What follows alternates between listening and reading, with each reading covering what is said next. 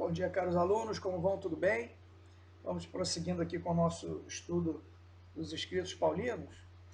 Eu estou gravando esse vídeo aqui para propor a vocês a leitura do iniciozinho do livro, então, nosso, que a gente vai usar durante o curso, Escritos Paulinos, do Jorge Sánchez Bosch. A gente tem ele em espanhol, mas alguns de vocês já estão providenciando, que eu sei, a tentativa de transformá-lo em PDF em português. E aí a gente tendo esse material, a gente posta aqui, facilita o estudo de vocês. Eu queria sugerir que vocês lessem o primeiro capítulo desse livro. Né? Tem ali a introdução, a apresentação, e aí depois o capítulo primeiro, né? A vida de Paulo. Esse capítulo ele está subdividido em alguns temas, são 16, 15, 16, se eu não me engano. Depois tem a biografia para aprofundar o estudo. E eu sugiro que vocês façam essa leitura, então. Muitas coisas a gente pode aprender, né, vendo esse tema inicial. Então, primeiro assim, ele começa, em vez de falar da biografia de Paulo, ele começa falando das cartas autênticas. Número 1. As 7 cartas, indubitavelmente, de Paulo representam a fonte primária para a sua biografia. Os Atos dos Apóstolos, uma fonte subordinada primeira. Então, a gente vai ver também isso, ele vai abordar aqui, por que se questiona a autoria, a autenticidade de algumas das cartas de Paulo, mas 7 são inquestionáveis. É claro que as outras também ninguém questiona a inspiração nem a canonicidade, mas o fato de Paulo ter escrito ele mesmo, em vez de alguns vão defender que na verdade elas foram atribuídas a Paulo, mas são de outros. Isso é discutível, enfim. Então, o mais importante aqui as cartas de Paulo são a melhor referência biográfica para ele.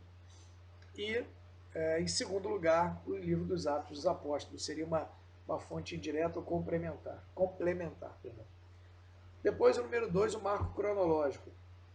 O apostolado de Paulo desenvolveu-se entre os anos 30 e 50 ou 60 depois de Cristo. Então, a gente tem algumas informações até de âmbito civil que nos ajudam a situar a atuação de São Paulo. Esse subtítulo vai abordar essa questão. Terceiro, as origens de Paulo. Paulo, judeu da tribo de Benjamim e cidadão romano, não nos esqueçamos, nasceu em Tarso da Cilícia, em uma família de fiéis observantes da lei. Fariseu, filho de fariseus, circuncidado no 8º dia, assim por diante. Então, ficou com essa temática. Depois, no 4, a juventude de Paulo. Sabe-se pouco a respeito. Discute-se sobre os eventuais estudos de Paulo em Jerusalém. Teria ele estudado em Jerusalém? Alguns dizem que sim, outros que não, enfim. Depois, o 5º tópico, Paulo perseguidor. Paulo perseguiu a igreja de Deus por causa do zelo pela lei de Moisés. Então, nós sabemos bem disso, como Paulo perseguia os cristãos e, quando o fazia, julgava fazê-lo por zelo pela lei de Moisés. Esse é o 5º tópico. O 6º ponto, então, a conversão de Paulo em Damasco, ou a caminho de Damasco, por uma experiência extraordinária com Jesus ressuscitado, Paulo se converteu no apóstolo dos gentios. Bem interessante esse número, fala algumas coisas bem legais assim. Depois o 7, a permanência na Arábia. A permanência de Paulo na Arábia terminou em perseguição. Ele vai falar um pouquinho sobre o início dele ali, o seu ministério. Depois, no 8º, a primeira visita a Jerusalém. A primeira visita a Pedro em Jerusalém, que está lá em Gálatas também, foi cordial e frutuosa. Eu falo um pouquinho desse ponto. No 9, Paulo e Barnabé em Antioquia.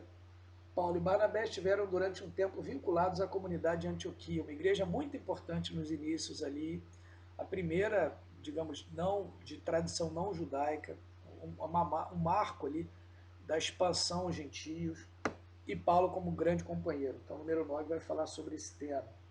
No 10, a primeira viagem, a chamada primeira viagem de Paulo e Barnabé, está lá em Atos 13, e no seguinte, tem provavelmente uma base sólida, uma sólida base histórica, perdão, tem uma base histórica sólida. Então, é bem provável que de fato tenha acontecido essa primeira viagem. No tópico 11, outros lugares evangelizados, exceto Bereia, que está lá em Atos 17, todas as grandes etapas da segunda e terceira viagens, que estão em Atos 16 e 21, têm a sua confirmação direta nas cartas autênticas de Paulo. Então, essa é uma informação relevante, isso não é de pouca importância, que as viagens narradas em Atos dos Apóstolos tenham confirmação nas cartas de Paulo, né, e vice-versa, exceto Bereia, que é um lugar, enfim, ele vai abordar sobre esse tema aqui também interessante. Depois no 2, a cronologia do Concílio de Jerusalém. O chamado Concílio de Jerusalém aconteceu provavelmente entre a primeira e a segunda viagem de Paulo. A gente sabe a importância que teve justamente para acolher os gentios sem necessidade da circuncisão. No 13, decisões tomadas em Jerusalém. O chamado Concílio de Jerusalém tratou do problema da incorporação dos gentios à igreja.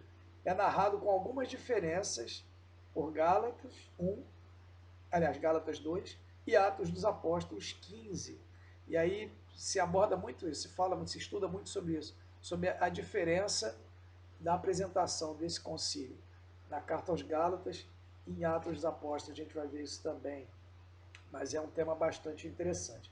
E no número 14, também ligado a isso, o incidente em Antioquia.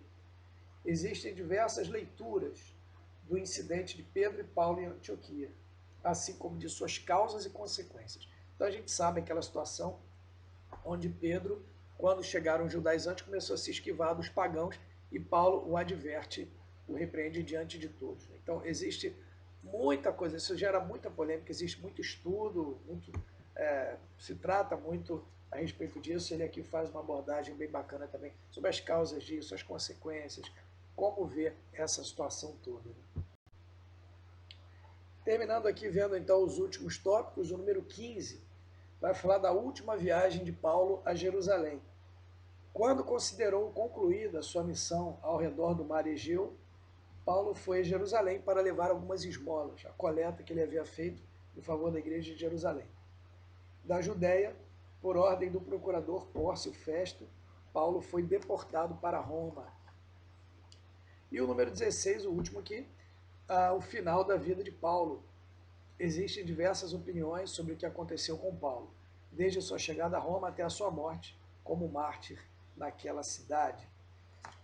Depois é mais biografia para o trabalho. Então, assim, isso dá mais ou menos umas 30 páginas, eu acho que até um pouco menos que isso, né?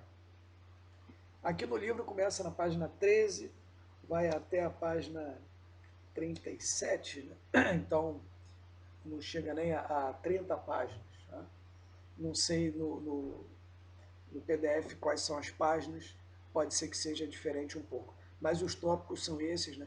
Leiam esses temas iniciais, tragam dúvidas de vocês. Se vocês quiserem, podem guardar para daqui a pouco, quando a gente começar a ter aula presencial, ou podem apresentar as dúvidas, tanto aqui no Google Sala de Aula, onde eu pretendo postar esse vídeo, como também no WhatsApp, se vocês preferirem. Às vezes um ou outro manda mensagem para mim sobre os vídeos e tudo. Vocês podem fazer isso também, se vocês preferirem, tá bom? E se for uma dúvida que eu acho interessante, depois eu levo para toda a turma, ok? Então, um começozinho de estudo no livro do George Bosch, tá bom? Bom estudo para vocês, obrigado.